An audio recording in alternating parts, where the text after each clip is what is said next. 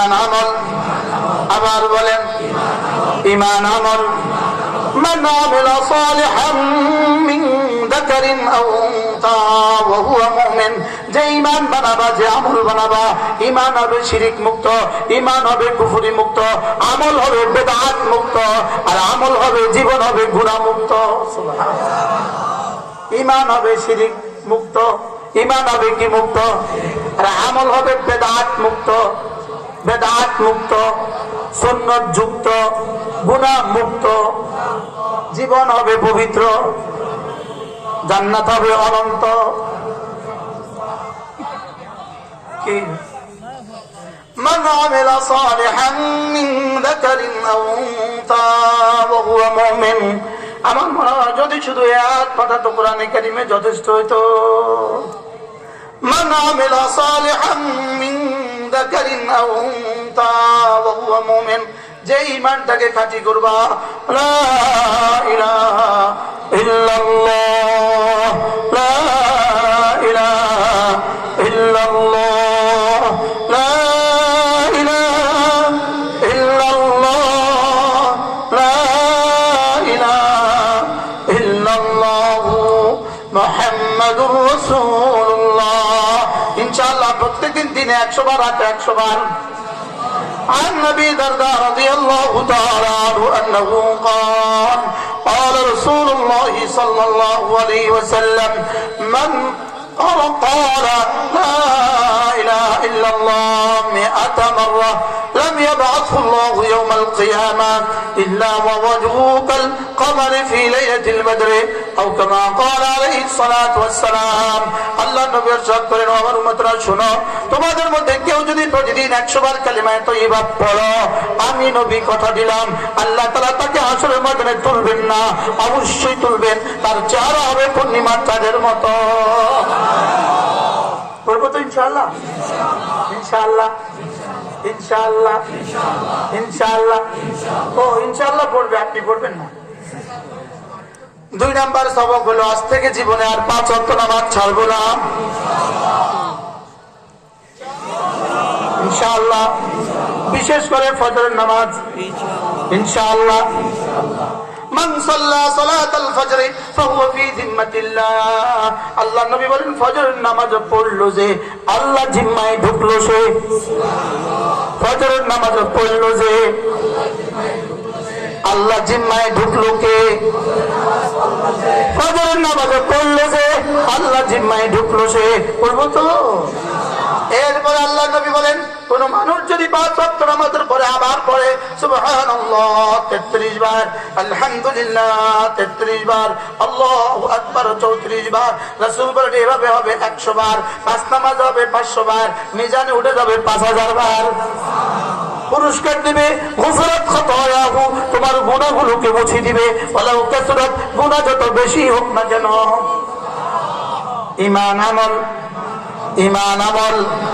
দুনিয়াতে হায়াত তয়্যিবা, দুনিয়াতে হায়াত তয়্যিবা, আখিরাতে জান্নাত। বাস বাস, জীবনের ছুটি। আল্লাহ আমাদের সকলকে কথাগুলো বোঝা মানা সহজ করে দেন। এখন প্রশ্ন হলো, হুজুর এগুলো তো বললেন, এগুলো শিখায় কোথায়? এগুলো শিখাবার আখেরি মারকাজ মাদ্রাসা। সুবহানাল্লাহ বলে না? এতক্ষণ বলছে, এখন আর আওয়াজ নাই। এগুলো শিখাবার আখেরি মারকাজ কি বলেন? আখেরি ঠিকানা কি বলেন? এজন্য মাদ্রাসা থাকবে, ঈমান থাকবে, মাদ্রাসা থাকবে, নামাজ থাকবে, মাদ্রাসা থাকবে, রোজা থাকবে, মাদ্রাসা থাকবে, যাকাত থাকবে, মাদ্রাসা থাকবে, হজ থাকবে, মাদ্রাসা থাকবে, জিকির থাকবে, মাদ্রাসা থাকবে, দাওয়াত থাকবে, মাদ্রাসা থাকবে, তাবলীগ থাকবে, মাদ্রাসা থাকবে, জিহাদ থাকবে, মাদ্রাসা থাকবে, সব থাকবে। মানে থাকবে ইনশাআল্লাহ। তাহলে এগুলো শিখার কোথায়?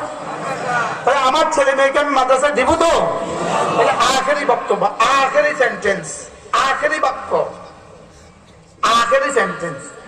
ইনশাআল্লাহ, ইনশাআল্লাহ। হাত উঠাইয়া ওয়াদা করলাম ভাই, ছেলে মেয়েকে দিন শিখাইয়া মরতে চাই সবাই। ইনশাআল্লাহ, ইনশাআল্লাহ। হাত উঠাইয়া ওয়াদা করলাম ভাই, ছেলে মেয়েকে দিন শিখাইয়া মরতে চাই সবাই। হাত নামান। আমি বলবো ছেলে মেয়েকে, আপনি বলবেন দিন শিখাইয়া। ছেলে মেয়েকে, ছেলে মেয়েকে, সবাই বলে না, বলে না। ছেলে মেয়েকে দিন শিখাইয়া, ছেলে মেয়েকে কি শিখাবো? ছেলে মেয়েকে কি শিখাবো? দিন প্রাইমারি স্কুলে শিখায় না মাদ্রাসা শিখায়? আপনারা যারা বুড়ো হয়ে গেছেন, বড় হয়ে গেছেন, আপনাদের যারা মাদ্রাসায় ভর্তি হওয়ার সুযোগ নেই, আপনাদের জন্য কোনো ফর্মুলা দিলে না দিলে তো আপনারা বাকি থেকে যাবেন। আপনাদের জন্য দাওয়াত ও তাবলীগ, আপনাদের জন্য কি বলেন? আল্লাহ, সরকারের মাথা খারাপ হয়েছে। আপনাদের জন্য কি বলেন?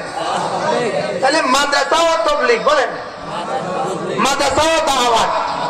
এটা হলো পাখির দুই ডানা, পাখির দুই ডানা, পাখির দুই ডানা না হলে উঠতে পারবে না। সমাজে যদি দুটো না হয়, দেশে যদি দুটো না হয়, দাওয়াতও চলবে, তালিমও চলবে।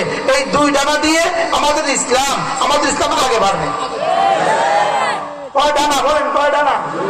কি কি বলেন? দাওয়াত তালিম, দাওয়াত তালিম, দাওয়াত তালিম, দাওয়াত তালিম।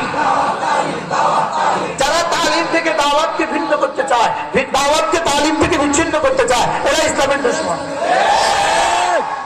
একসাথে চলবে। এই জন্য মুসলমান আমার নাম, তাবলীগ আমার কাম।